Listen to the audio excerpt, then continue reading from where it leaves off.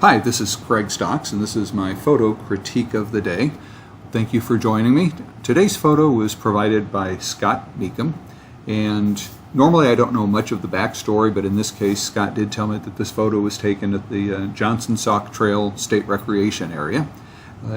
We've got looks like a paddle boat here in the foreground, and then this wonderful fall scene in the background with the trees changing color, contrasted against a nice blue sky up above the trees. And we have some nice reflections going on in the water. So there's apparently was a little bit of a breeze that day, but we still have a lot of nice reflections going on in this protected cove or protected area. All that sets up a nice color contrast between the greens and yellows and the blues, and then that's repeated in the yellow and blue that we have here on the dock and by the paddle boat.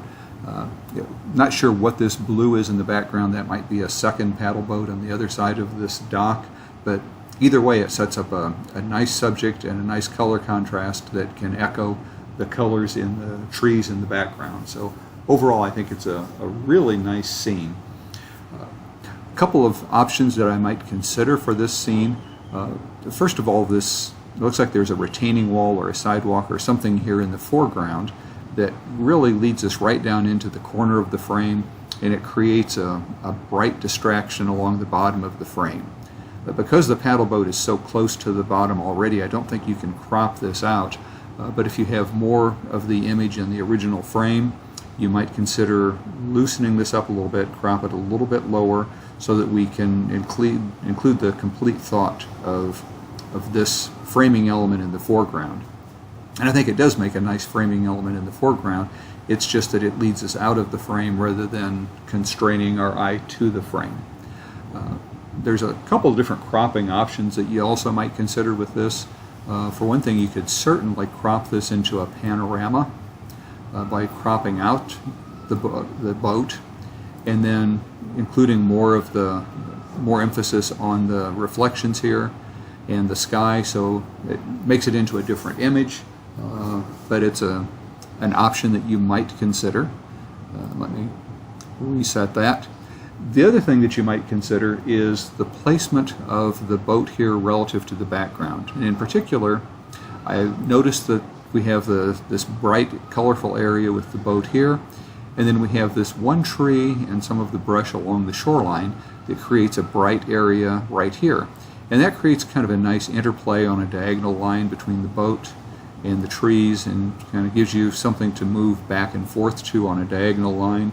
And there's even kind of an interesting graphic element by the ripples in the water here in the middle.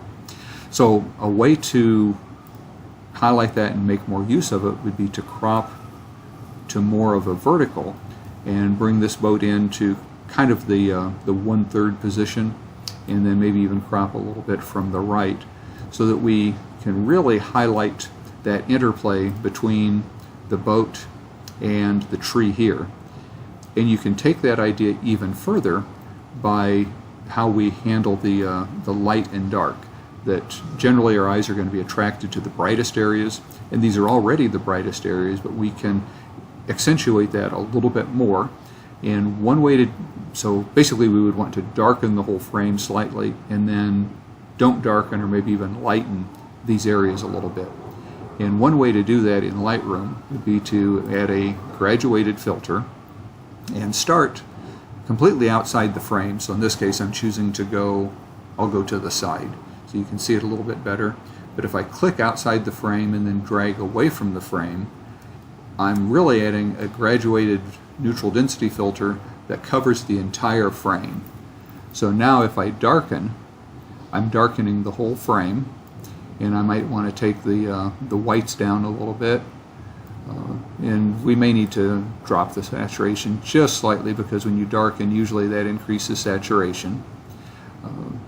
But basically play with the idea of just slightly darkening the whole frame.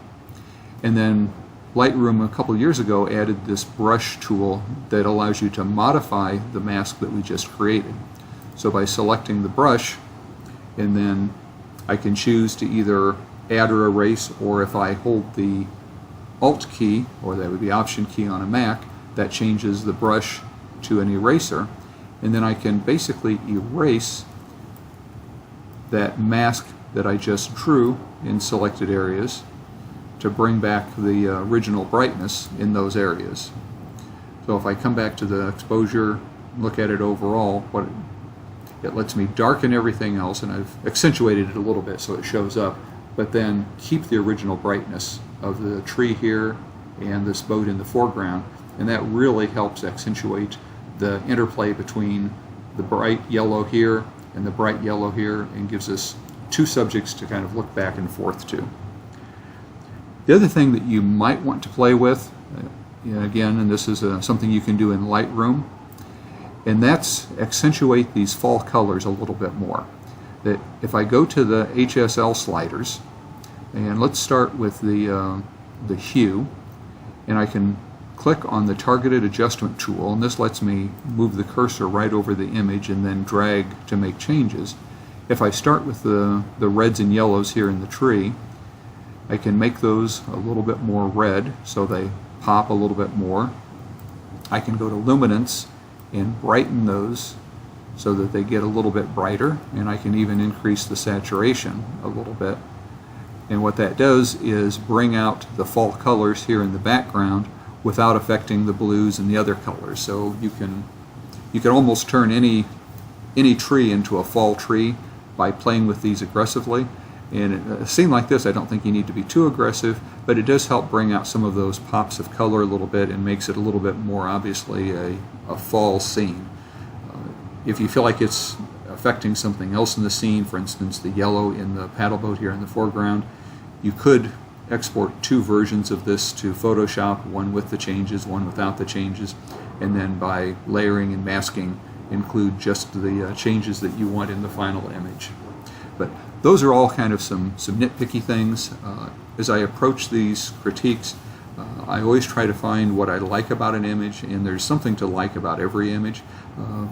And even if an image doesn't need changed, I try to look for options just as different options to consider, to think about different ways to approach an image or to approach editing an image. If I put this back to the way Scott submitted it in the first place, certainly a very nice image with the fall scenery in the background, and we still have that interplay between the boat in the foreground and the tree in the background, creating a nice scene, and in fact a scene with a foreground, a middle ground, and a background. So Scott, thanks for providing this image for us to look at today. If any of the rest of you would like to share your images, please do. Send them to me in a Facebook message. And as always, have a great day.